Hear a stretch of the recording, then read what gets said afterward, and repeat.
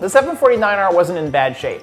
The motor was, we needed new pistons, we needed new rings, we needed to recoat the cylinder walls, the heads needed a little bit of work. The whole thing was going to cost me about $6,000. But the problem was that the season started in January, and Ducati was closed in December. So I couldn't get any parts in December. So all of a sudden here I was with the fact that there was no way we were going to be able to reassemble this motor by the first race weekend in January. So we needed an alternative. And this is where the big mistake happened. Oh, the Triumph. Oh my God. It was a really nice bike until it blew up. And I did not realize that it was going to blow up on me. The chain tensioner failed, the timing changed, done, blew up the motor. So basically my first round of WSMC for 2010 was wasted on the fact that this borrowed bike that I had blew up. Even though I probably could have done well on it, it was a very nice bike. It was really, really enjoyable to ride. So here we are. It's the end of my first day riding a different bike besides a Ducati, and I'm in mechanical hell. This Triumph has got a bad chain tensioner, timing tensioner. It's, I guess, a very common problem, and I've been sitting here fighting with it for the last, so I'd say 2.5 hours, trying to figure out why it just will not work. I decided that I was going to just take a little bit of money and put it into my street bike, my A48 bike, so I could race that for the first little bit of the year. And that's when I got the telephone call from Dunlop. Gabe called me and said, "Hey Ty, I got some bad news for you. You're not going to be able to run 16.5-inch tires next year because we sold them all." And I said, "Well, that's a big problem, Gabe, because that's how I was able to ride, was with these cheap tires." And he said, "Dude, there's something I can do." So I was totally screwed with my 749R. I had spent all this time developing a bike to work on 16.5-inch tires, and we got it to work finally at the end of the year, and I couldn't get the tires anymore. So it was a huge problem. And so that's when I decided, forget the 749R, we're just gonna work with the A48, we're gonna build it out completely like the 749R, and we're going to make that my new race bike. And the decision was made like that, split second. We basically started selling the 749R, basically parted it out. I brought it back to the garage. I basically snapped pictures of everything, put it on eBay, put it on Craigslist, sold as much as I could sell, and I made a lot of money off of it actually. I actually made money off of selling the 749R, which is amazing. And I used that cash and put it right towards the A48. It's been interesting. Not what I expected. The motor is pretty good. It's way better than my 749R motor in terms of its power, but it's just getting the map right that's really giving me a lot of headache. I am going to have to get a dyno tune done, which is something I didn't really want to do. The auto-tuning software is just not working on the track the way it's supposed to work. We've been tuning it all day, and it's just the throttle response is just ridiculously bad. So we're kind of in a bind right now to try to get it working, and it's been very tough. The suspension's also a little stiff. The spring rates don't seem to be right, so that's another thing that we're having to work out, which is driving me nuts as well, because the whole thing is originally supposed to be set up right, from the beginning. That was the whole point, was that it was supposed to be set up right, and it's not. So we're going to have to fix the suspension.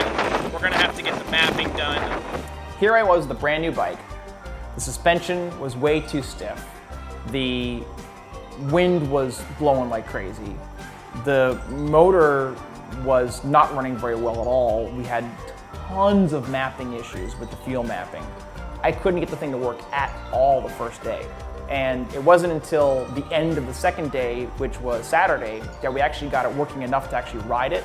And by then, I had to make the decision whether I was going to race or whether I was going to just cancel that whole race entirely and just wait for the March round. These are the new Pirelli slicks, which are supposed to be really, really good. We're running an SC2 compound today, which we're hoping is soft enough for the track conditions because it's so cold.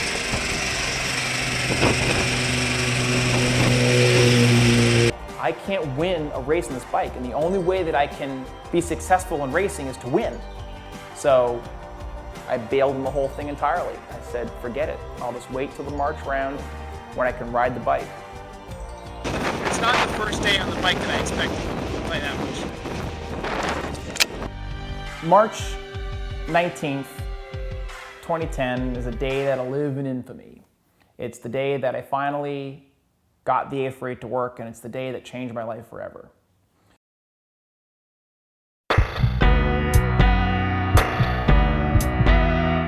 We went out on the bike on a Friday to ride it before the race weekend.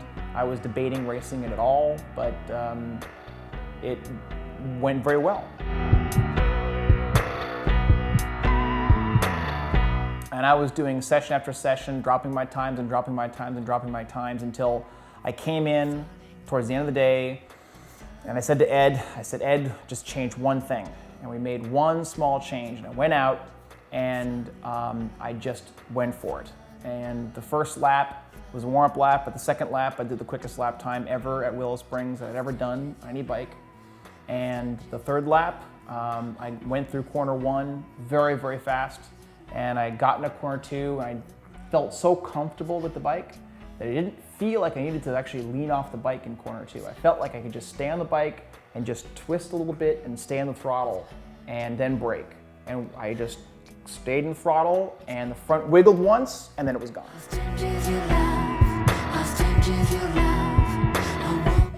If anything, I was just pissed off at myself because I just crashed my brand new bike, a bike that had no hours on it, you know? And the crash truck shows up, and, you know, my hand starts hurting. And so I couldn't move my left hand. And I was like, uh-oh, this is really gonna be a problem.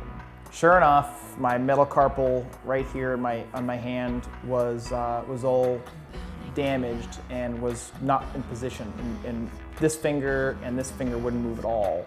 I was barely able to move these two, and my thumb was stuck. And so there were some major problems. You know, I had total reconstruction surgery on my metacarpal on my index finger, and it was quite the ordeal, to say the least, because of one single crash.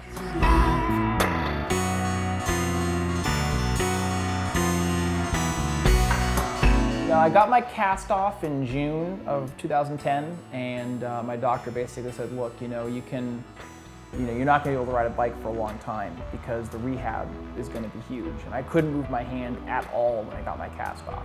None of my fingers moved. It was rigid, solid, rigid.